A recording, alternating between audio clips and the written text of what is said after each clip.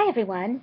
I'd like to spend a little time on this video just introducing you to American Romanticism and a little bit more to the coordinates of this class. So when we talk about American Romanticism, we're talking about something that is at once a movement, right, a literary movement, but also in some ways a social movement and even a political movement. And we're also talking about a time period. So if we narrow it down to the time period first, which is probably a little bit easier, we would say that American Romanticism begins around 1798 and ends around 1870. So when we think about those dates, we could think a couple of things. One, it's post-Revolutionary War, right? So it's going to follow the Revolution and following also the era of Enlightenment. And two, right, it ends quite shortly after the end of the Civil War. So we have an interesting kind of division here, of break here. Right? So think 1798, 1870.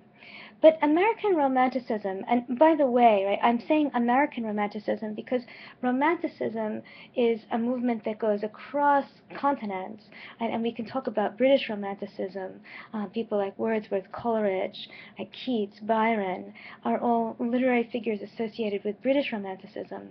But American Romanticism is a kind of offshoot of the British Romanticism and quite different from it as well. If we think about the date 1798 to 1870, though, we'll also see that inside of those dates are other literary movements. Transcendentalism, right, is one of them. Transcendentalism really has its kind of heyday between 1830 and 1860. You could also say that American realism has some crossover with the same period as American Romanticism. American realism begins around 1820, right, and ends around 1920. So that when we talk about a time period, it's very important to realize that just because a work was written at a particular time, it doesn't necessarily fall into or qualify, right, as a work of American Romanticism. It's got to be something else, right? Something else that defines that. So what is it, right? What are some of the defining characteristics or features of American Romanticism? Well, for one thing, right, and this is important, since American Romanticism follows the Enlightenment, right, the Age of Reason, it's also rebelling against many of the tenets of the Age of Reason. So American Romanticism and Romanticism in general emphasizes the emotions, right, over reason. Right? Reason is tremendously important to Enlightenment thought. But emotional qualities, right, are going to be very important to American Romantic thought.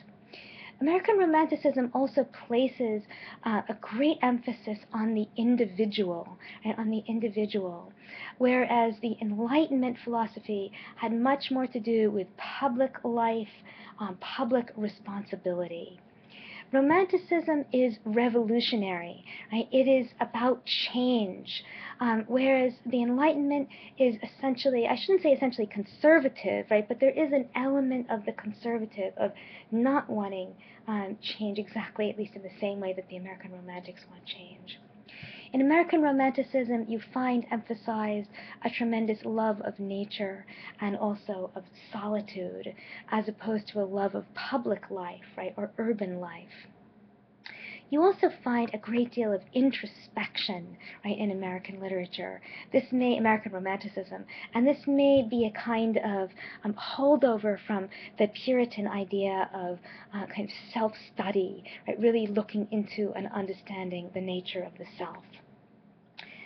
There's a kind of organic sense of form in American Romanticism as opposed to the mechanical, right? The idea of a mechanical universe, that does not appeal to American Romantics at all. No, right? What they want is the sense, or they have, right, a sense of an organic universe. And that sense of an organic universe really spills out over into their understanding of the form of literary texts, right? So that when they think of form, they don't think of a kind of prepackaged form, right, right, what they think of as a form that evolves, right, that is generative, and that evolves in response to numerous things. There is a tremendous emphasis in American Romanticism and Romanticism generally on subjective perception, right? It's not just the organ of the eye, right, and how or what it sees, right? It's the way the mind influences what we see and how we see it, how we understand things.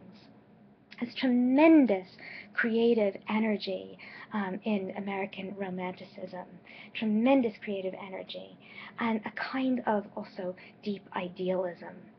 So when you look at Hawthorne or Melville, right, or Poe or Dickinson, and even to some extent Frederick Douglass, although he falls not entirely into American Romanticism, but he is influenced by it, you're going to see many of these characteristics.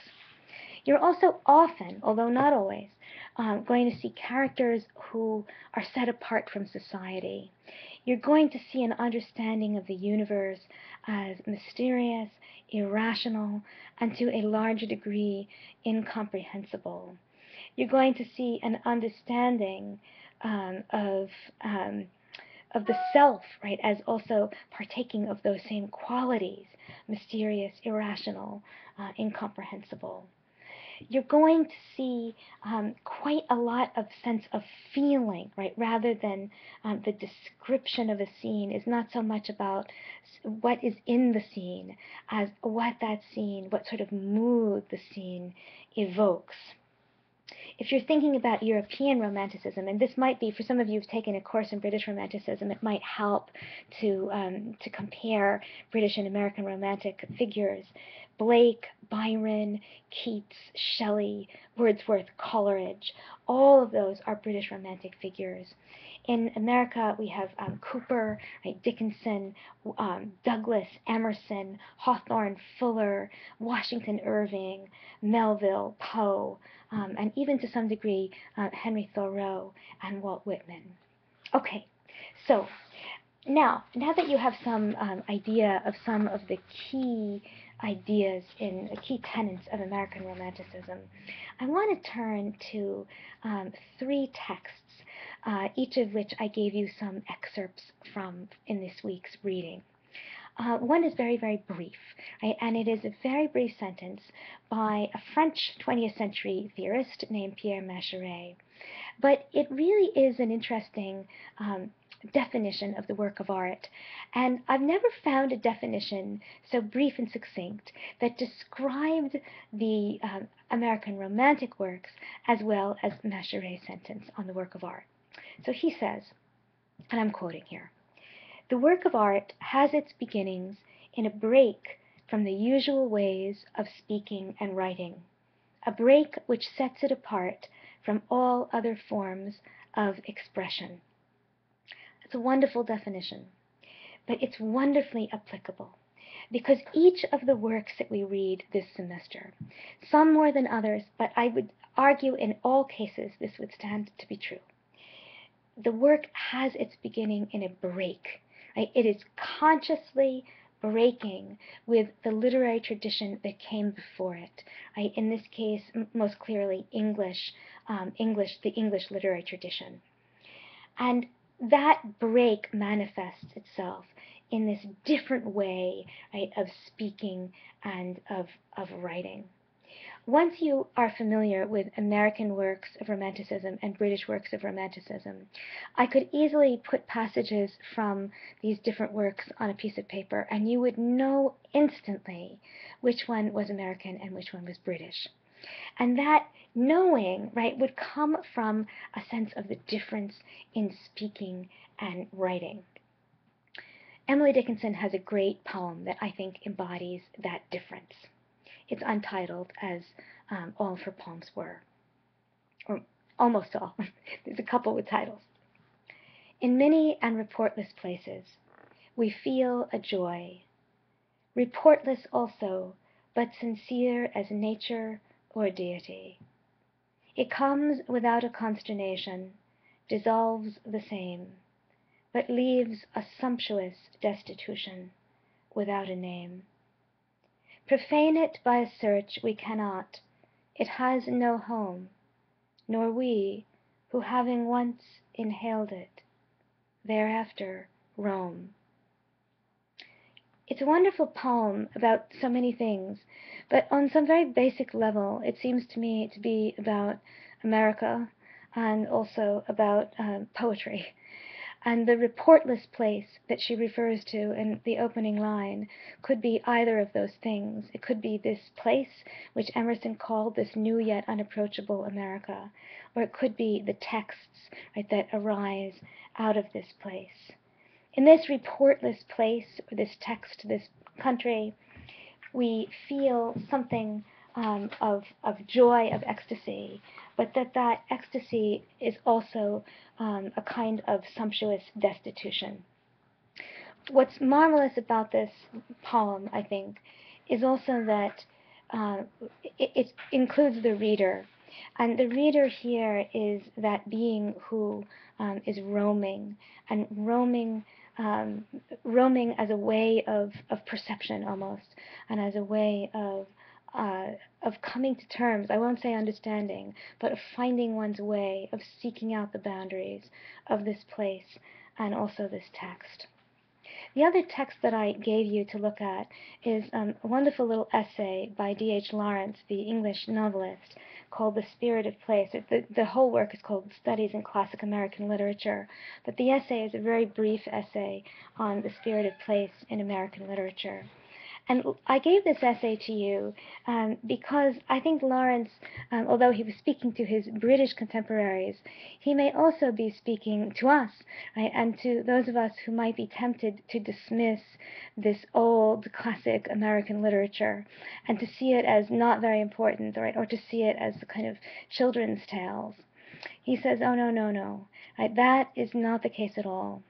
American literature has something in it which is dangerous and which is alien, right? A kind of alien quality.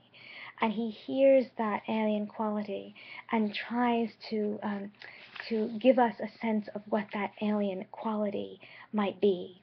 So look closely at Dickinson, the Dickinson poem, and look closely at D.H. Lawrence, and see what you think before we begin our journey with Charles Brockden Brown and somnambulism, and then beyond Brown into Hawthorne and Poe and Melville. And we'll take it from there. All right, I look forward to hearing your responses to the week's reading. Take care.